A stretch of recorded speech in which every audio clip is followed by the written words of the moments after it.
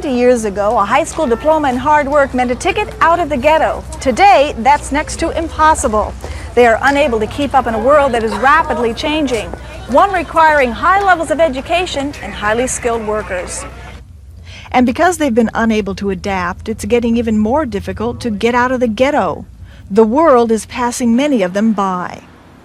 Their numbers tripled in the 1970s alone. At last count, there were 2.5 million people nationwide. Using 1980 census data, the Urban Institute measured the underclass. They looked for neighborhoods with an overpopulation of welfare dependents, high school dropouts, female-headed households, and jobless males. They found 880 underclass neighborhoods nationwide, 22 in Los Angeles alone. Among them, Watts. Despite the riots 25 years ago, it is still economically depressed. But it's home for 24-year-old Tanya Fortson. A high school dropout and single mother of 3, Tanya's a third-generation welfare recipient.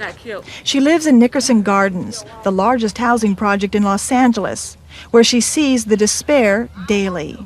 They feel, why should I have to work? I have a girlfriend now who's working, and she only makes, she works 7 days a week. And she only makes like $630 a month. Okay, and I make more than her just sitting on my behind waiting on the mailman. Tanya, and many like her, have fallen into a trap, victims of a program originally designed as a safety net. But the net is slowly pulling them under. Faced with little more than the prospect of low-wage jobs, most stay on welfare. And low-wage, dead-end jobs mean the young men of the underclass resort to an underground economy of selling drugs, seen as the only way out. When people are poor, there's no question but that a larger percentage of those people are going to get involved in crime.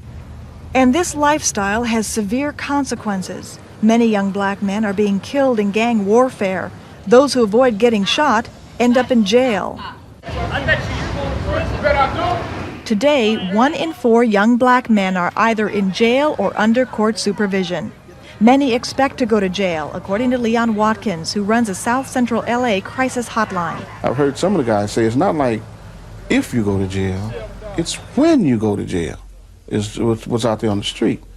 And that in and of itself is something different than what it used to be a few years ago. Fred Owens and James Weaver may be the next generation of underclass. Both are 16, and both have been in trouble for gang activity.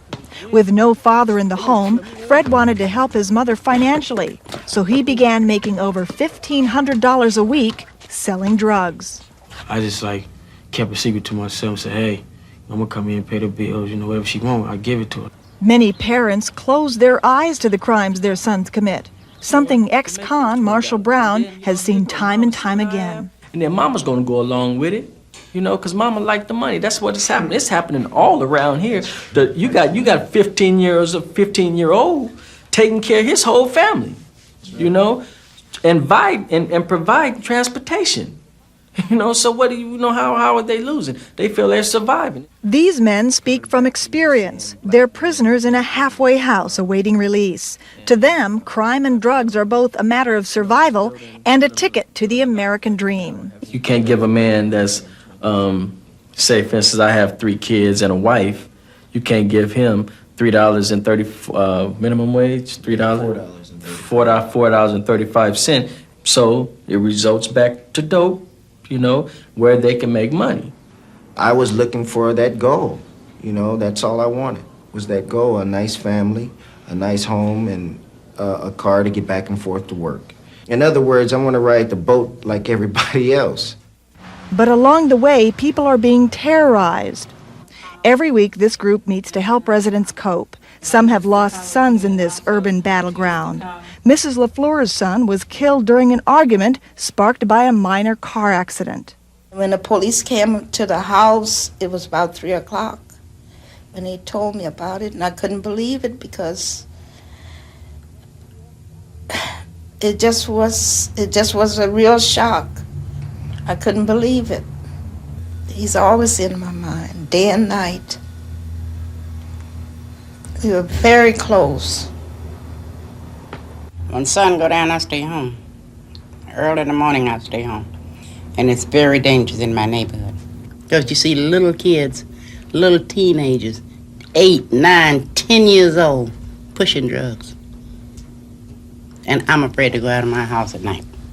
Oh, you didn't put this in. And you didn't put this in.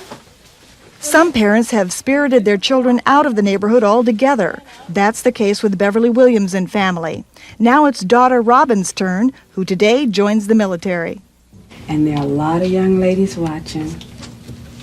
And if you'll go and show them that you can do it, they'll know it and they'll change too. Thank you. Oh, Mommy. You're real special. You're really special. Make me cry.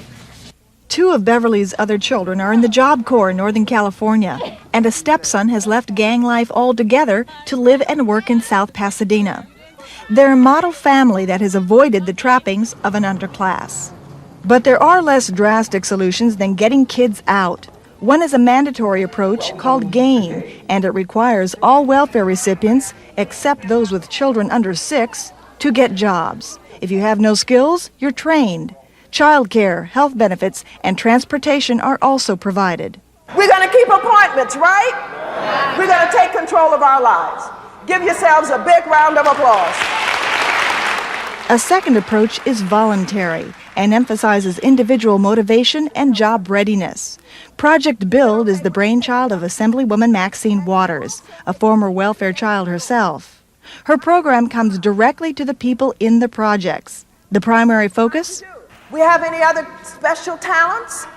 is building self-esteem and motivation. It makes people literally want to get up and sing. You hold my hand, you might not say a word, but I see a change when I show my face. Motivation is an extremely important part of this job training that we do. We try and open people's minds up to the possibilities and let them know that they really can do something about their lives if they want to. But some feel such programs don't get to the root of the problem. What's needed, they say, is massive redevelopment, much more than 2 recently built Watts shopping centers. The point is that this shouldn't be the only sort of development that happens in South Central Los Angeles. It's not simply a question of having a job alone. It is the kind of job that this community needs. And I'm arguing for a diversity of opportunity. Which includes bringing industry and other types of businesses into a community where the drug economy and welfare has been the only option. I want to try to get out there and get a job. I want to try to get a better place for me and my children.